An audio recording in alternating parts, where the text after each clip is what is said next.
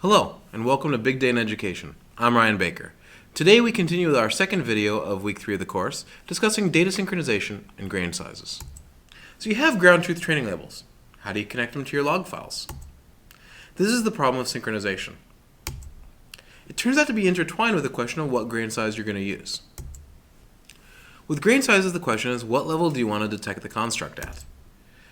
So let's take an orienting example, which we'll use for today's lecture. Let's say you want to detect whether a student is gaming a system, and you have field observations of gaming. Each observation has an entry time, in other words, when the coder noted the observation, but no start of observation time. So we don't know exactly when they started observing, we just know when they stopped. The problem is similar, by the way, even if you have a time for the start of each observation, because you don't really know if you can trust those start times. Do people really start when they say they start, or do they really start a couple seconds after? And for that matter, do people really stop when they say they stop, or do they actually stop a couple seconds before? So let's say your data look like this. In the span of a week, from Monday 8 a.m. to Friday 3 p.m., we have a certain time that the student's working in the system. And at certain moments during that time, we have gaming or not gaming observations. When the observer notes the student's gaming, we make it red, and when the observer notes the student's not gaming, we make it green. Now you notice the gap between observations. Maybe the students were off this day. Maybe they didn't use the learning system this day. Or maybe the observer couldn't make it. We don't really know, and at some level, it doesn't really matter. So what grain size do you want to detect gaming at? You could detect it at the student level, the day level, the lesson level, the problem level, the observation level, the action level, or other levels, and we'll talk about each of these. The student level. To get the student level, you average across all of your observations of the student to get the percentage of observations that involve gaming a system. So for example, if the student has 5 gaming observations across the whole span of time and 10 non-gaming observations, we say that on the average, the student was gaming the system about a third of the time. Now this is not a perfect assessment. It's a bronze standard. The true number is maybe 30% or 48%. This 33% involves just a sample of the times, and you can't really get around that. But still, the center point of that sample is better than not knowing anything at all.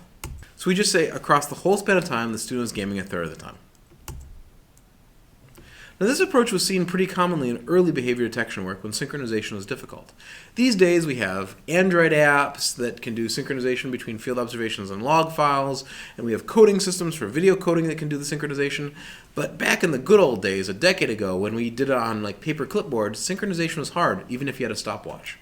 Now this actually makes sense sometimes even now. For example, when you want to know how much students engage in a behavior overall. To, for example, drive overall reporting to teachers or administrators. To tell the teacher, this kid was gaming more than this other kid.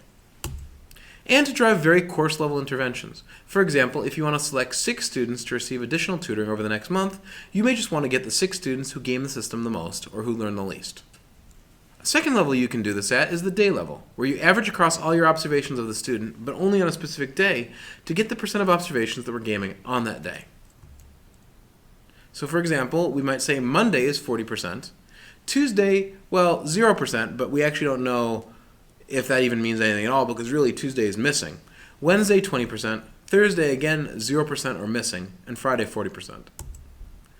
Now this affords finer intervention than the student level, but it's still better for course level interactions because when you think about it, you're only going to be intervening at the most at the end of the day, probably.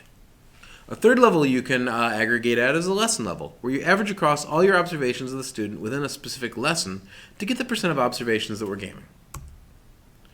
In this case, we might say lesson 1 is, you see the black line in the middle, lesson 1 is 40% of the time, and lesson 2 is 30% of the time. This can be used for end-of-lesson interventions, and it can be used for evaluating lesson quality, both of which are common things that people might want to do. At the problem level, you would average across all of your observations of the student within a specific problem. We're kind of getting narrower and narrower to get the percent of observations that we're gaming. So for example, if you say the black line split problems, you might say, okay, we had a bunch of problems during this time. You can actually see that there's nothing going on in the middle, so the student probably wasn't using the system at all. And this can be used for end-of-problem or between-problem interventions, which are a fairly common type of intervention. They can also be used for evaluating problem quality, which problems are more disengaging than others. The challenge is that sometimes observations cut across problems. This is less common and easier to deal with lessons because, in particular, lessons often have a little pause between the lessons, which means you don't get as much of the cross-cutting observation. But you definitely get observations where the student was doing 2 different problems during the observation. When this happens, you can assign the observation to the problem when the observation was entered, or the problem which had the majority of the observation time, as far as you can guess, or both problems. Another level you can do these at is the observation level, where you take each observation and you try to predict it individually. So for example, we have each of these observations. Each one of these red or green lines is now something we're going to try to predict by itself. This is the most natural mapping because you're trying to predict the data at the exact level the data was collected. And it affords close to immediate intervention. If you have 20-second field observations, you can do your interventions every 20 seconds. It also supports fine-grained discovery of the model's analyses, like we'll talk about more the last week of the class. The challenge is synchronizing observations of log files, which is a harder challenge for this kind of grain size than for the other ones. In particular, you need to determine which time window each observation occurred in. And usually you only have an end time for the field observations, and you have to guess a start time. And even if you have a start time, exactly where in the window did the desired behavior occur? And how much do you trust your synchronization between observations and logs? Our Android app gets within 1 or 2 seconds, and actually both the app and the software connect to the same internet time server. What causes the 1 or 2 second delay can often be network latency. So you're never going to get perfect synchronization in this day and age. If you don't trust your synchronization very much, you may want to use a wider window. Even if your observations were officially 20 seconds long, you may want to look at windows of 30 or even 40 seconds. And how do you transform from action level logs to time window level clips? That's actually a challenge for this kind of approach as well. It's also a challenge for some of the coarser approaches. You can conduct careful feature engineering to create meaningful features out of all the actions in a clip. This is a time-consuming approach that's probably the best approach. Or you can take all of the actions in a clip and take their features and just hack out counts, averages, standard deviations, minimums, and maximums. And this is the approach my group uses a lot. It seems to do almost as well, and it's a lot less work. You could also apply your observation labels to each action in the time window.